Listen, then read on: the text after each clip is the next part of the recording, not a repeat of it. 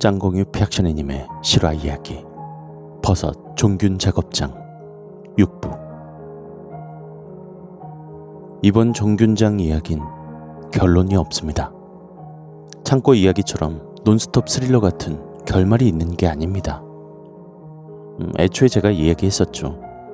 다만 그 존재에 대한 경험이 있었기에 올려드리는 거랍니다. 멋진 결말을 기대하셨다면 실망도 크실 겁니다.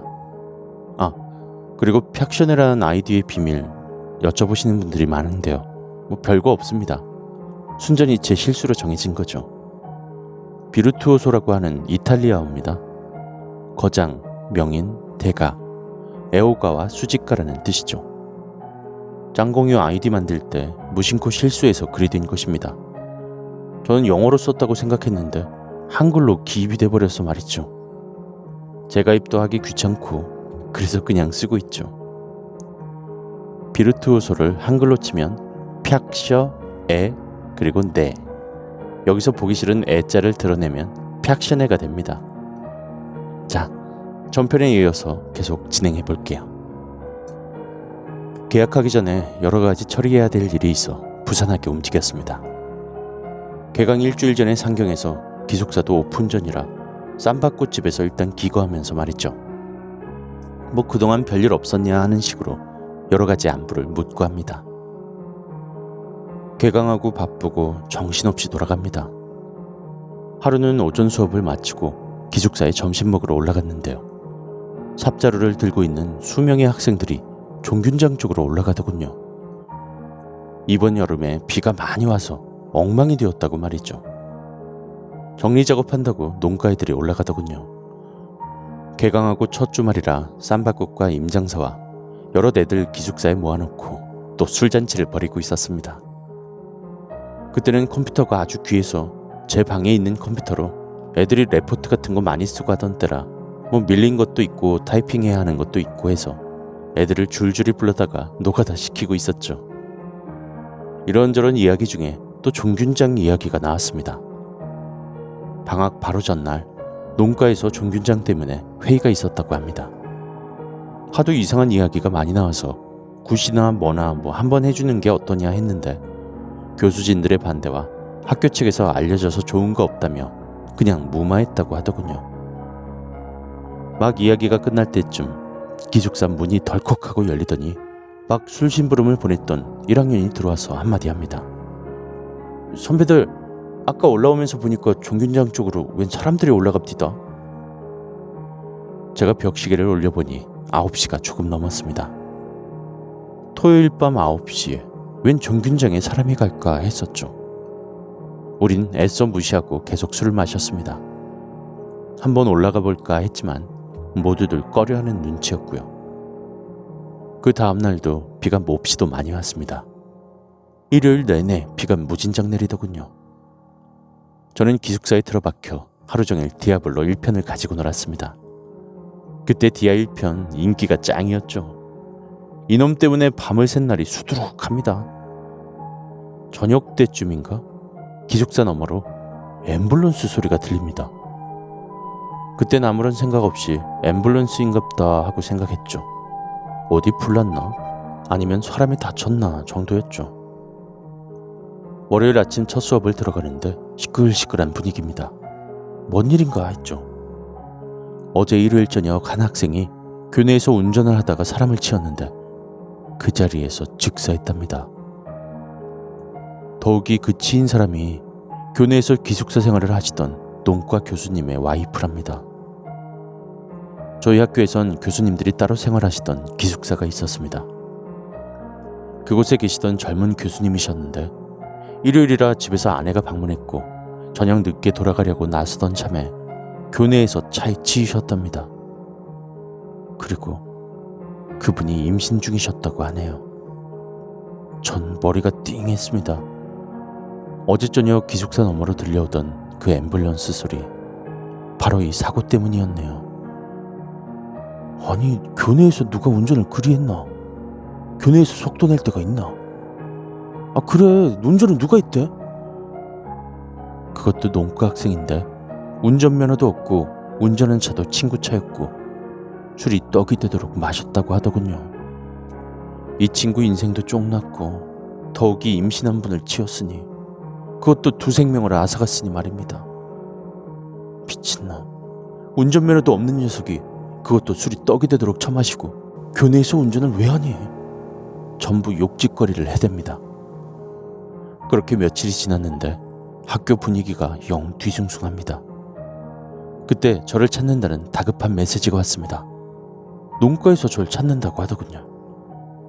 저희 과에서 찾는 게 아니라 농과에서 나를 왜 찾을까? 이상한 기분에 농과 사무실로 올라갔습니다. 4학년 과대가 절 찾더군요. 슬며시 저를 데리고 교회로 나갔습니다. 데리고 간 곳은 다름이 아니라 대패 삼겹살집. 마침 주인 아저씨가 저희를 기다리고 있었던지 보더니 후다닥 일어나시더군요. 4학년 과대가 그 귀신에 대해서 먼저 묻더군요. 그래서 처음 본 그때부터 지금까지 상세하게 이야기해 주었습니다.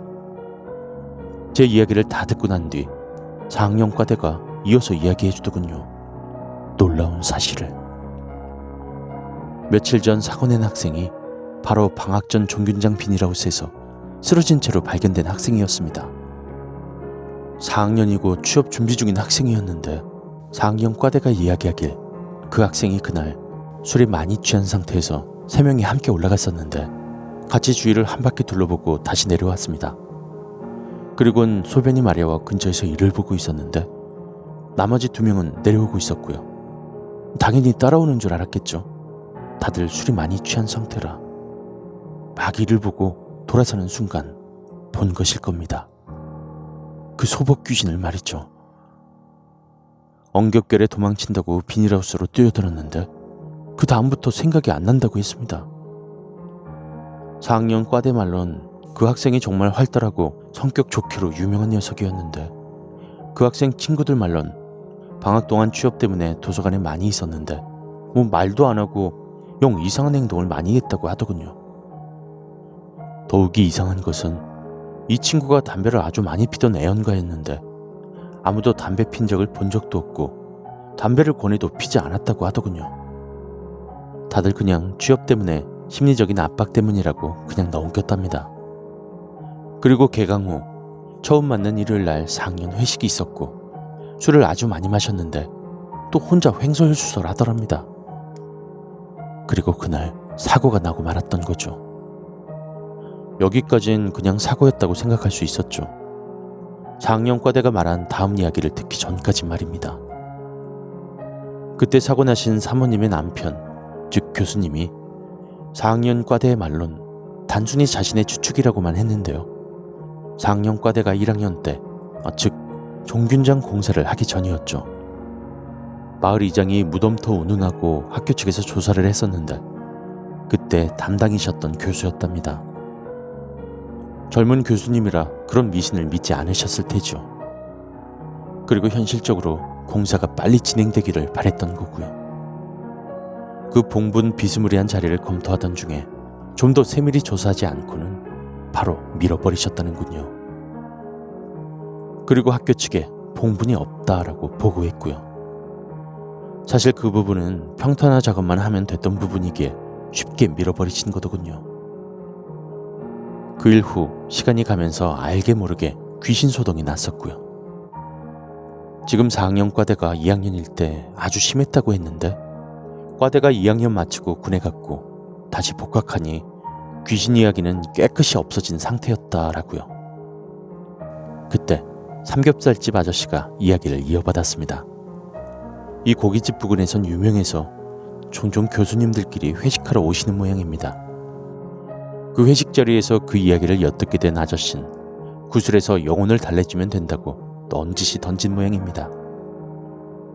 농과 교수님들은 상당히 고민하셨던 모양입니다. 이런 미신적인 것 때문에 교수진이 움직이면 영 모양새도 안 좋고 말이죠.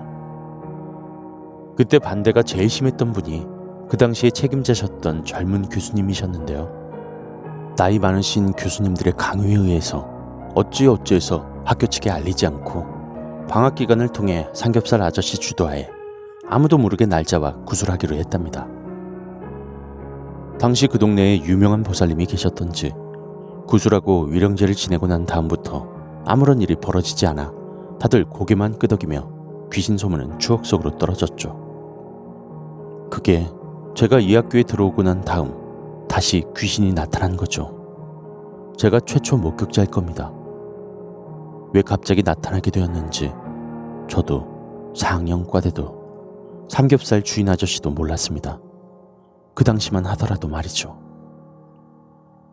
4학년 과대는 지금 농과 심각하게 이야기가 흘러나오고 있어서 귀신 저주니 뭐니 분위기가 상당히 안 좋다고 합니다. 아내하고 자식을 잃은 그 교수님은 거의 반실성 상태라네요. 그래서 이번 사태를 진정시키기 위해 다시 굿을 버릴 것인지 단순한 사고로 넘어가야 되는지 고민들이 많다고 하네요. 그날 소주가 아주 쓰게 느껴졌습니다. 기숙사로 들어온 저는 좀처럼 잠을 이룰 수 없었는데요. 한 가지 제 기분을 마구 억누르는 느낌 때문이었습니다. 2층 침대에 이불 뒤집어 쓰고 계속 생각하다 보니 약간의 실마리 같은 것이 생각났습니다. 제가 편입시험 보기 전에 이 학교에 온 적이 있었다고 했죠. 먼저 있던 대학교의 교수님 추천서를 들고 온 그날 말입니다. 그때가 2월 중순쯤이었을 겁니다. 다음 편에 완결짓도록 해야겠네요. 괜히 쓸데없이 이야기를 많이 드릴 필요도 없겠고 그냥 있는 그대로 전달해드리겠습니다. 그리고 그 교수님 정말 안타깝습니다만 의외로 그 교수님 그때의 충격을 이겨내시고 지금은 학교에서 중견 교수님으로 복직하고 계십니다.